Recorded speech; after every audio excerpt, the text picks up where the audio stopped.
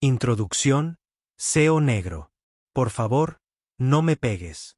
Ya estoy herida. Por favor, no me pegues. Ya estoy herida. Su voz era apenas un susurro, pero atravesó el clamor como un cuchillo. La risa cesó. Amara Blake yacía sobre el frío suelo de mármol del brazo Orchid. Le temblaban los brazos mientras intentaba recoger los fragmentos de una copa de vino, que le habían caído de la bandeja, pero que no se le habían escapado de las manos. Su tez, de un moreno intenso, resaltaba bajo la luz dorada del restaurante. Su cabello rizado estaba algo suelto y su delantal manchado por una acción premeditada, que parecía un accidente. Uno de los hombres de la mesa 7 sonrió con sorna y bebió un sorbo de su bourbon. «Estará bien», dijo. «Sabe limpiar después de la gente, ¿verdad?» Nadie se movió. Nadie dijo nada, excepto el hombre sentado, solo en la barra, bebiendo un vaso de agua y algo más fuerte detrás de los ojos.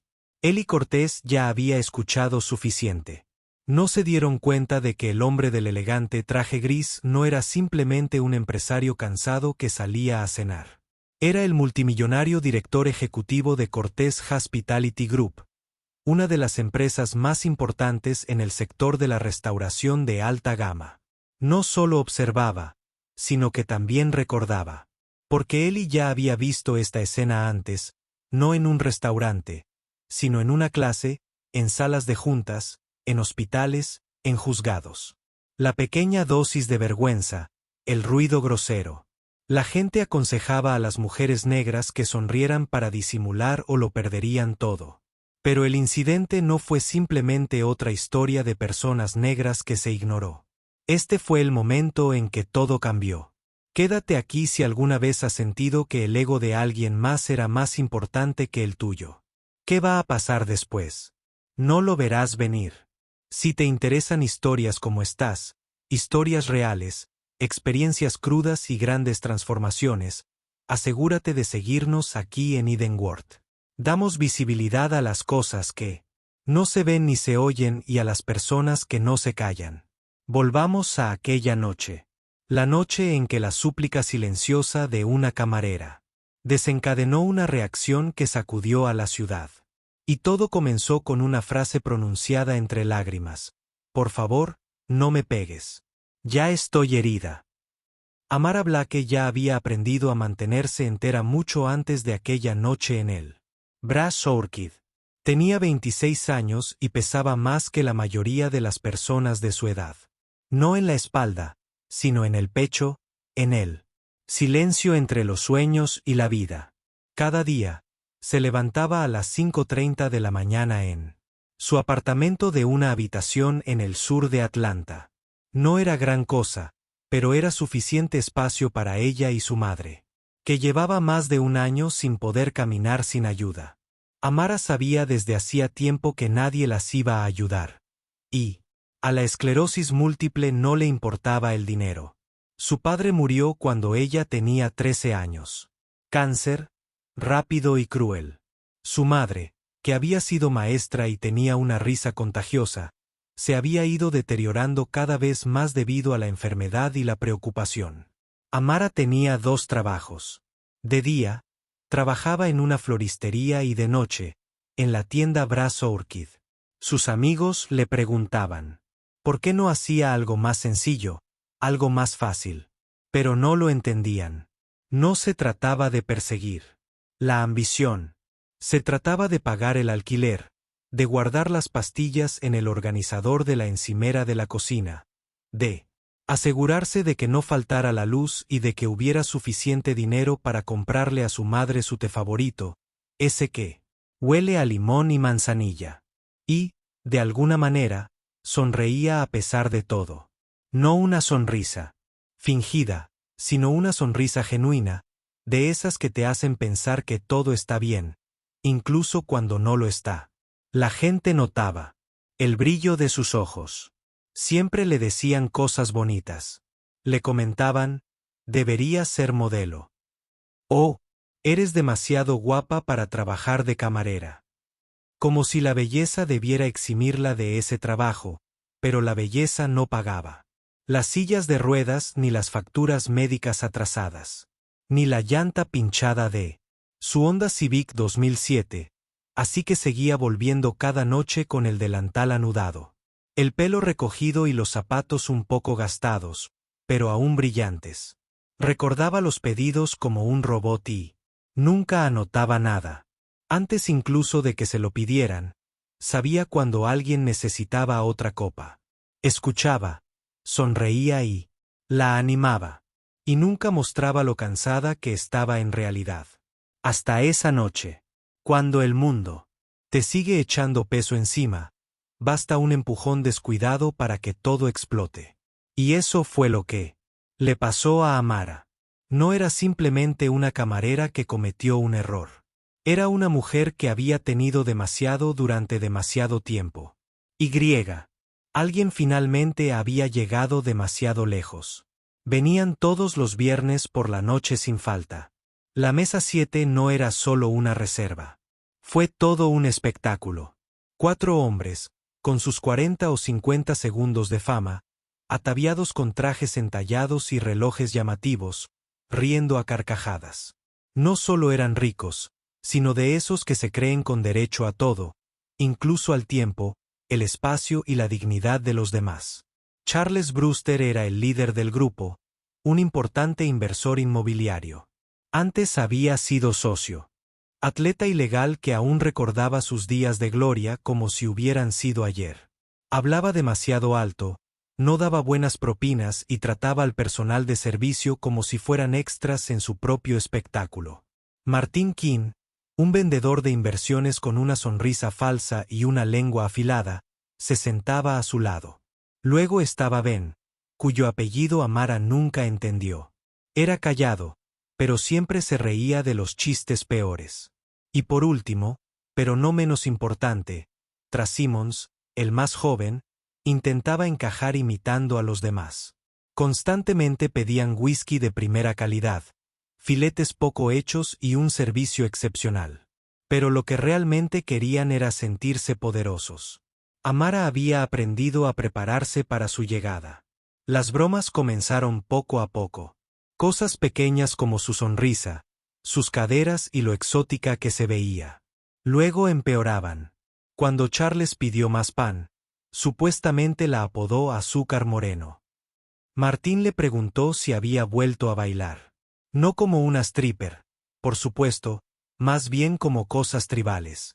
Las risas que siguieron no solo fueron crueles. Fueron a propósito. No es que no supieran lo que hacían. No les importaba en absoluto porque nadie los detenía. Los demás camareros no dijeron nada. Los encargados no prestaron atención. Esos tipos se gastaban $500 por noche en comida y bebida, incluso si dejaban billetes arrugados como propina. Amara no les importaba. Una cara bonita que venía con la mesa. Alguien con quien coquetear, provocar y poner a prueba, ya que sabían que no podía defenderse sin arriesgar su trabajo. ¿Y qué hay de Amara? Lo aceptó, no porque fuera débil, sino porque estaba agotada. Estaba cansada de luchar en conflictos que no podía ganar. Estoy harta de. La confrontación comienza. Historia negra. Sonriendo ante cosas que no deberían suceder. Estaba harta de hacer cálculos mentales para averiguar si defenderse valía la pena a costa de la compra, del dinero que podría perder si tenía que irse a casa temprano. Pero esos tipos nunca pensaron, nunca se imaginaron que alguien los observaba. No un comprador, no un compañero de trabajo, era hora de pagar. Y se acercaba más rápido de lo que pensaban. Elia Cortés no parecía un multimillonario. No tenía por qué serlo. Vestía igual todas las noches. Un blazer gris impecable, pantalones negros, una camisa blanca impoluta y zapatos que sin duda habían visitado más ciudades de las que la mayoría de la gente jamás visitaría. Su reloj no era espectacular, pero era preciso. Siempre era así, tranquilo, sereno y decidido. Llevaba 3 semanas yendo al Brass Orchid, siempre solo, siempre puntual. Se sentaba en el rincón más alejado de la barra y no pedía nada. Quizá un vaso de agua sin gas o un espresso si la noche se alargaba. La mayoría de la gente ni siquiera lo notaba. Ese era el objetivo. Nadie sabía que Eli Cortés era el cerebro detrás de algunas de las marcas hoteleras más conocidas del país. No era solo un hombre de negocios. Era un visionario. El tipo de persona que pensaba que los restaurantes eran más que simples lugares para comer. Eran lugares donde la gente se reunía, recordaba y sanaba.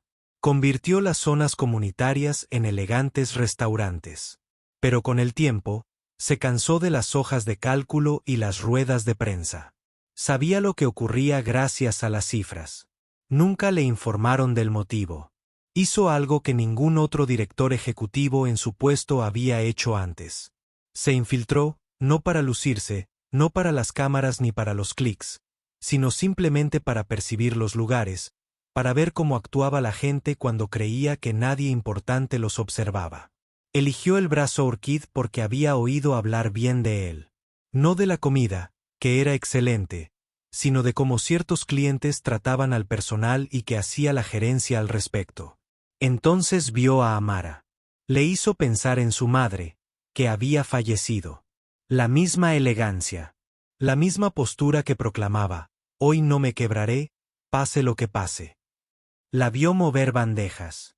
Esquivar insultos y aún así mantenerse cálida en un ambiente que a menudo se sentía frío. Vio que su sonrisa no llegaba del todo a sus ojos. Cómo se sentía incómoda cada vez que llegaba a la mesa 7. Y, sobre todo, fue testigo de cómo los demás la ignoraban. Al principio, no dijo nada, solo observó, analizó. Pero con cada semana que pasaba, las bromas se volvían más crueles y las risas más fuertes. Algo, dentro de él ya comenzó a moverse, un pensamiento, un deber, una realidad que ya no podía negar. No quería armar un escándalo. Estaba allí para tomar una decisión. Y esa decisión llegaría en cuanto alguien presionara demasiado a Amara. El Brazo Orchid estaba lleno el viernes por la noche, como de costumbre. El olor a bistec a la parrilla llenaba el aire, y el piano sonaba suavemente en un rincón mientras la luz de las velas parpadeaba sobre copas de cristal. El postre hizo reír a las parejas, y el bourbon ayudó a los socios a cerrar tratos. Era elegante, pero con el toque justo de sofisticación para sentirse especial. Sin embargo, las cosas ya se estaban desmoronando en la mesa 7. Charles Brewster estaba más ruidoso de lo normal. Quizás fuera la segunda ronda de whisky, o quizás el hecho de que tenían público esa noche. Había mucha gente en el restaurante, cuando hombres como Charles tenían público. Montaban un espectáculo. Amara se le acercó con la misma gracia de siempre. Mantenía el equilibrio, con una sonrisa amable y los talones firmes incluso después de un largo turno. Extendió la mano para tomar la botella de vino y rellenar la copa de Charles. Fue entonces cuando sucedió. Él extendió el pie apenas un poco, lo justo. La punta de su zapato rozó el borde de su talón. Su cuerpo se inclinó hacia adelante. La bandeja salió volando. Una copa de vino carmesí voló por los aires como una escena de película a cámara lenta y golpeó a Charles justo en el regazo. La gente en la sala jadeó. Los platos se detuvieron a mitad de bocado. La sala se quedó en silencio. Charles se levantó de un salto, empapado en Cabernet. Sus ojos se entrecerraron. ¿Qué demonios te pasa?, gritó. Cállate. Lo suficientemente alto para que todos en el restaurante lo oyeran. ¿Acaso sabes caminar? ¿O es que no te enseñaron de dónde vienes? Amara se quedó paralizada, avergonzada. Tenía las mejillas ardientes, no solo por la caída, sino también por el insulto que flotaba en el aire como humo. Abrió la boca. Para disculparse, para explicarse, para sobrevivir. Pero las palabras se le atragantaron. En la garganta. Por favor, suplicó más para sí misma que para nadie. Por favor, no me pegues. Ya estoy herida. El silencio que siguió fue ensordecedor. La gente miraba. Algunos apartaban la mirada. El gerente estaba cerca, pero no intervino. Esta vez, los hombres de la mesa rieron aún más fuerte. Charles cogió una servilleta de tela y se limpió el regazo. «Traigan a alguien que sepa atender», gritó. «Con esta ya no aguanto más». En ese momento, Eli Cortés se puso de pie. Salió de las sombras. Por primera vez en semanas. Se movió despacio, con determinación y con control. Pero no había nada casual en ello. No podía apartar la vista de Charles. Aunque no gritaba, su voz resonó en la habitación como un trueno. Eli respondió, «No», con voz tranquila. «¿Terminaste?» El silencio en la habitación era extraño. Se prolongaba, denso y pesado, como la calma que precede a la tormenta. Todos miraban al hombre que acababa de hablar. No a Charles, no al gerente que estaba escondido en la cocina, sino al hombre del bar, aquel al que nadie le había prestado atención en semanas. Eli Cortés avanzó con una calma que ponía nerviosos a los presentes. Su voz no era muy alta. No hacía falta. La gente escuchaba su voz porque podían oír la angustia, la historia y la realidad que yacían tras ella. Repitió, «Terminaste».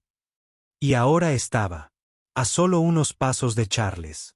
Charles parpadeó, primero confundido, luego enfadado. «¿Quién eres?» «Su abogado», dijo con desdén. «Esto no te incumbe». Eli no se movió. «Esa mujer de la que te burlaste, en un instante, demuestra más gracia de la que tú jamás has demostrado». La gente empezó a murmurar en el restaurante. Se oyeron teléfonos. Alguien ya había empezado a grabar. Elia miró a la mesa de hombres y observó sus rostros. Giro revelado. Historias racistas. Te he estado observando durante 3 semanas. Sé cómo le hablas. Te he visto reírte como si su desgracia te hiciera gracia. Y he visto que nadie aquí tiene las agallas para detenerte. Charles se rió, intentando ocultar su incomodidad con arrogancia. «Oye, tío, si es tan débil que no puede soportar un poco de estrés». Él interrumpió y dijo, «No, no puedes cambiar esto. No me has presionado en absoluto. Fue mezquino y de la peor clase. De esos que crees merecer por tener una tarjeta platino y una mesa junto a la ventana». Charles dio un paso atrás. «No sabes con quién estás hablando», respondió Elia en voz baja. «Sí, lo sé. Sé perfectamente quién eres. El tipo de persona que cree que el dinero deshumaniza a la gente. Nunca tuvo que ganarse el respeto, así que nunca aprendió a ofrecerlo». El restaurante volvió a quedarse en silencio. Incluso la música se había detenido. Elia miró a Amara, que seguía allí de pie, conmocionada, con las manos temblando ligeramente. Le habló en voz baja. «No tienes que aceptar esto. No esta noche. Nunca más». Entonces sacó una tarjeta de visita de su chaqueta. No se la dio a Charles. Se la dio a Amara. Decía, «Hospitalidad Cortés. Eli Cortés, director ejecutivo y fundador». La gente en la sala jadeó. «¿Quieres saber quién soy?», le preguntó Eli a Charles, mirándolo fijamente. «Soy el dueño de este lugar», dijo. «Y a partir de ahora, va a funcionar de una manera muy diferente». Al principio, nadie se movió. La mano temblorosa de Amara sostenía la tarjeta de visita como si pesara 100 libras. Miró el nombre en letras negras grandes y llamativas. Eli Cortés, fundador y director ejecutivo de Cortés Hospitality Group. El logotipo era fácil de leer, pero no pasaba desapercibido. Lo había visto en las fachadas de hoteles de lujo de la ciudad, en vallas publicitarias camino al aeropuerto, en artículos de revistas sobre multimillonarios que habían hecho su propia fortuna. Apretó con más fuerza la tarjeta. El corazón le latía con fuerza. Charles Brewster abrió la boca, pero no le salió la voz. Su rostro palideció. El miedo sustituyó a la arrogancia. «Tú», empezó, con la voz quebrada. ¿Es usted el dueño de este lugar? Eli asintió lentamente. Soy dueño de este edificio, del terreno donde se asienta, de la gente a cargo del Brazo Orchid y de unas 18 propiedades similares en la costa este. Dejó que las palabras calaran hondo. Sin prisa, sin alardear, solo los hechos. Pero eso no es todo, dijo Elías sin apartar la vista de Charles. Lo construí todo desde cero con una ética de trabajo que usted no puede comprender. Y mientras lo hacía, me prometí a mí mismo que no me quedaría callado cuando viera a personas como ella. Señaló a Amara, a quien trataban como si no importara. La habitación permaneció en silencio. El único ruido era el zumbido de los ventiladores de techo y el leve pitido de un teléfono que seguía grabando. El gerente, que había estado inmóvil cerca de la cocina, se adelantó de repente. Señor, dijo Cortés, estoy nervioso. Si lo hubiera sabido. Eli levantó una mano. Ese es el problema. No hace falta conocer a alguien para tratarlo con respeto. Volvió a mirar a Amara y continuó. También te he estado observando. Y su voz se suavizó. ¿Recuerdas lo que la gente pidió sin anotarlo? Sonríes aunque es evidente que te duelen los pies. Tratas a cada cliente como si fuera importante, aunque no te traten de la misma manera. Amara tragó saliva, aún conmocionada. Elia continuó. Vine aquí para averiguar si valía la pena salvar este lugar. Y esta noche obtuve mi respuesta. Luego echó un vistazo al local. No toleraré este tipo de cultura en ninguno de mis negocios, respondió con firmeza. Así que las cosas van a cambiar a partir de ahora. Charles intentó reír, como si aún le quedara algo de orgullo. ¿Crees que puedes simplemente echarme?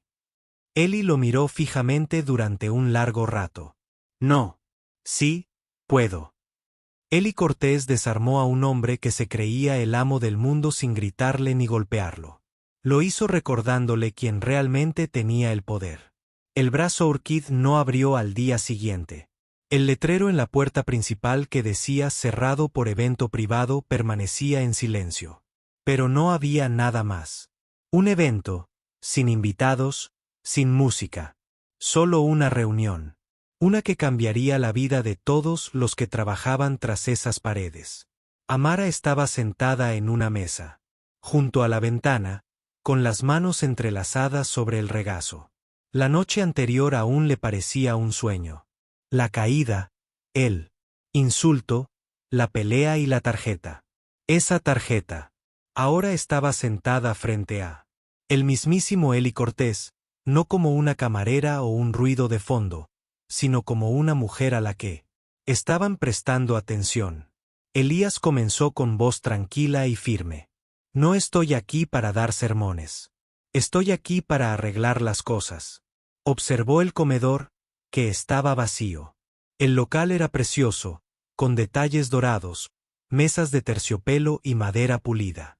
Pero la belleza no significaba nada sin honestidad, y lo que había visto la noche anterior dejaba muy claro que la cultura de ese restaurante necesitaba un cambio radical.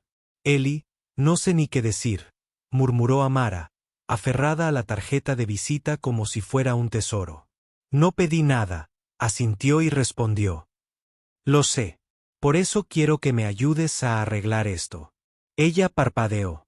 ¿Qué quieres decir? Preguntó él. Quiero darte un nuevo trabajo, un puesto de liderazgo a tiempo completo. Ayudarías con cosas como la capacitación en servicio, la salud de los empleados y la mejora del ambiente laboral. Básicamente, te asegurarías de que nadie que entre en uno de mis restaurantes vuelva a sentirse como te sentiste anoche.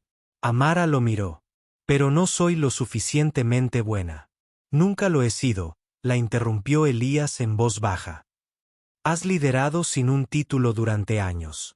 Has manejado los estados de ánimo de la gente, has calmado tensiones y has asumido cargas que no te correspondían. Todo con elegancia.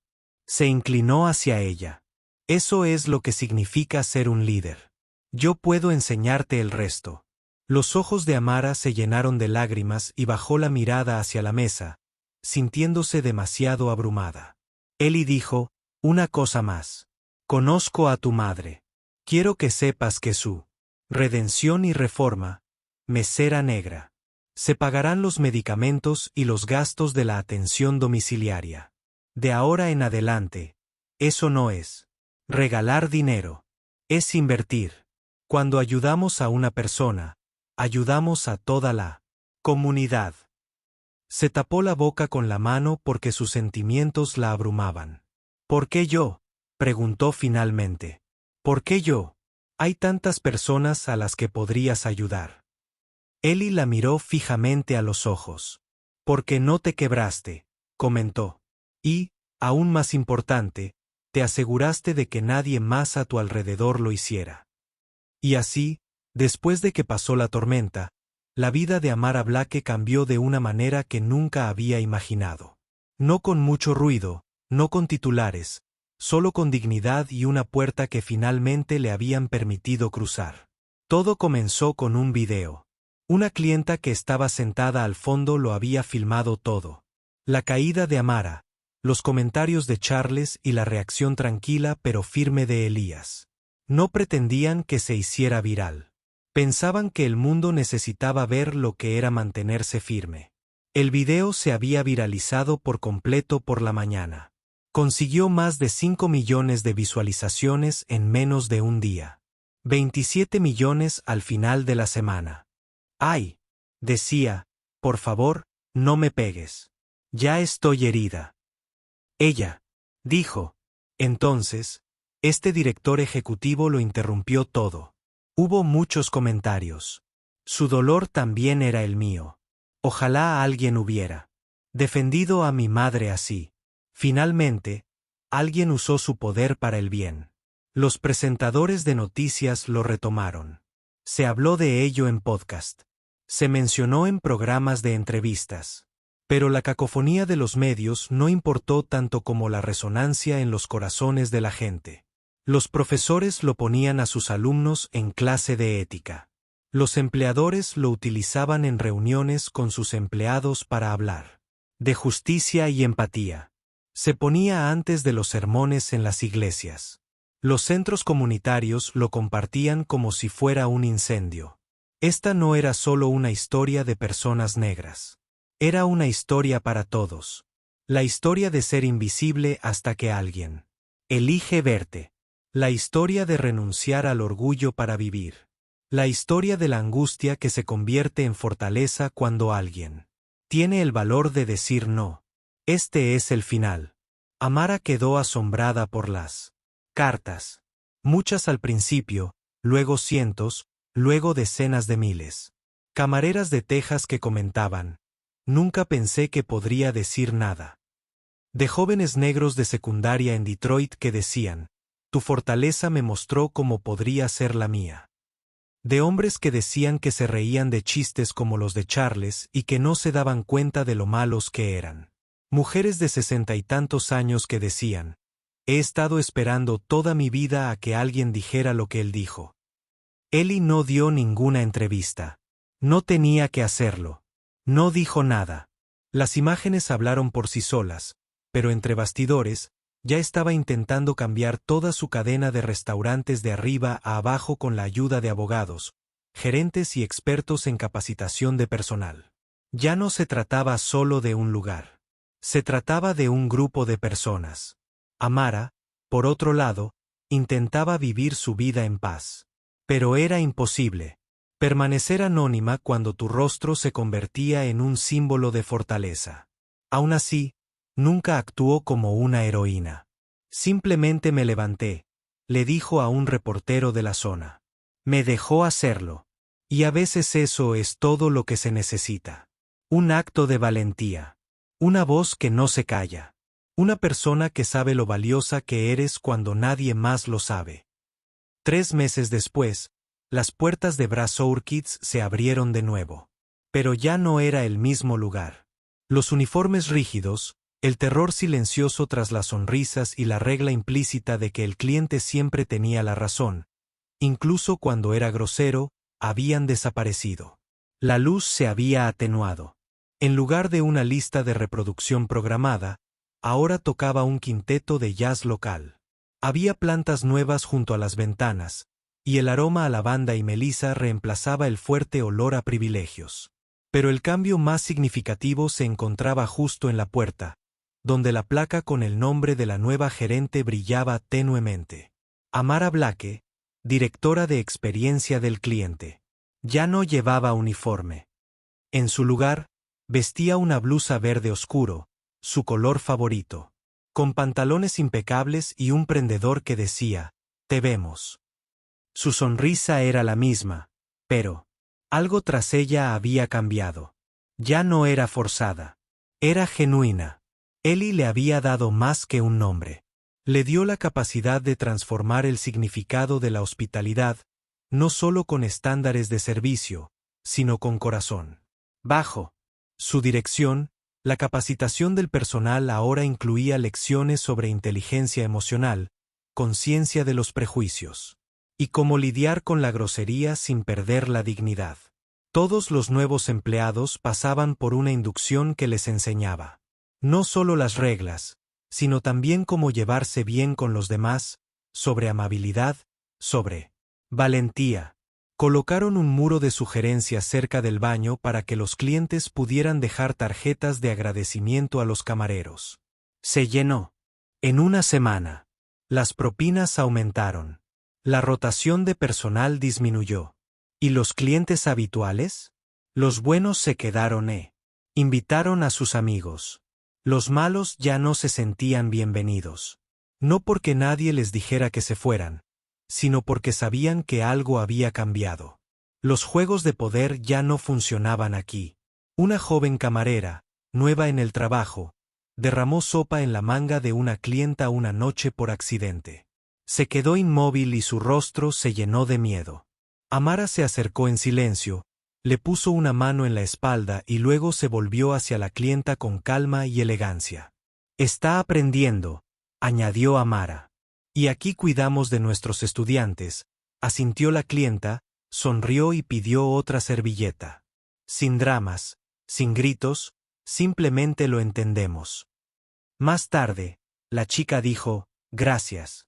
Pensé que iban a despedirme». Amara negó lentamente con la cabeza. «Aquí no», dijo. «No mientras yo esté al mando». Y con eso, el restaurante volvió a ser más que un simple negocio. Se convirtió en un lugar donde la gente puede tener una segunda oportunidad. Un lugar para quienes llevaban heridas invisibles, un grupo de personas reunidas que elegían ser amables porque Amara lo había propiciado. No solo un lugar más agradable para comer, sino también un método mejor. Era una tranquila noche de martes cuando el pasado la inundó. Amara repasaba las notas de la noche anterior junto al mostrador de recepción, su bolígrafo golpeando suavemente la libreta. El restaurante estaba lleno de murmullos. Y el suave sonido de un violonchelo de fondo. Nada parecía importante. Nada parecía estar mal. Hasta que levantó la vista y lo vio. Charles Brewster. Esta vez no se comportaba como si fuera el dueño del lugar. Ni una carcajada, ni un grupo de amigos, ni un traje elegante. Llevaba una sencilla chaqueta azul y pantalones caqui planchados, y miraba a su alrededor con nerviosismo. No se sentó en la mesa 7. Caminó lentamente hacia la barra y se detuvo justo antes de llegar cuando la vio. Se miraron. Por un momento, ninguno de los dos habló. Había mucha nostalgia en el aire entre ellos. El corazón de Amara se aceleró, pero no por miedo. Lo esperaba con ansias. Inseguro, se acercó a ella lentamente, como un hombre que no está seguro de si debería estar siquiera en ese edificio. Señorita Blake, comenzó, con la voz más baja de lo que ella recordaba. No estaba segura de sí. Estaría aquí, dijo ella en voz baja. Siempre estoy aquí. Ni frío, ni calor. Es cierto, asintió y bajó la mirada al suelo antes de volver a levantarla. Vi el video quizás 100 veces. Sin sonido. Me equivoqué, dijo, con la voz quebrada. ¿Lo qué? Dije, lo que hice, no tengo una razón. Solo mucha humillación. Durante meses, he estado pensando en esa noche, en lo que significa para mí, en quien me permití convertirme. Amara no dijo nada. Quería darle espacio para ver si era real o solo una actuación. Charles continuó. Vine a decir, lo siento, no solo a usted, sino también a su personal, a su grupo, a cualquiera que haya tenido que contener la respiración cuando entré. Aquí. Ella lo miró. Parecía más pequeño de alguna manera. No físicamente, sino espiritualmente. Sintió, como si algo pesado finalmente se hubiera posado sobre sus hombros, dijo ella en voz baja. Las palabras solas no lograrán un cambio, señor Brewster. Lo sé, dijo él. Por eso no vine a pedir perdón. Solo la oportunidad de demostrar que estoy trabajando para ser mejor. Estaba a punto de marcharse, sin esperar. Nada más. Pero Amara dijo después de un momento, no olvidamos lo que pasó aquí. Pero, creemos que la gente puede cambiar si está dispuesta a esforzarse. Charles se detuvo y luego se volvió hacia ella. Gracias, dijo en voz baja. Y así, la puerta no se cerró tras él como solía hacerlo. Se quedó abierta lo suficiente para que algo nuevo comenzara. Las cosas más simples a veces pueden contenerlas. Verdades más profundas. Una camarera a punto de derrumbarse. Un chiste cruel que recibió aplausos. Un desconocido que pensó que ya era suficiente. La gente suele decir que el cambio necesita poder, dinero o títulos. Pero, el verdadero cambio comienza en el silencio.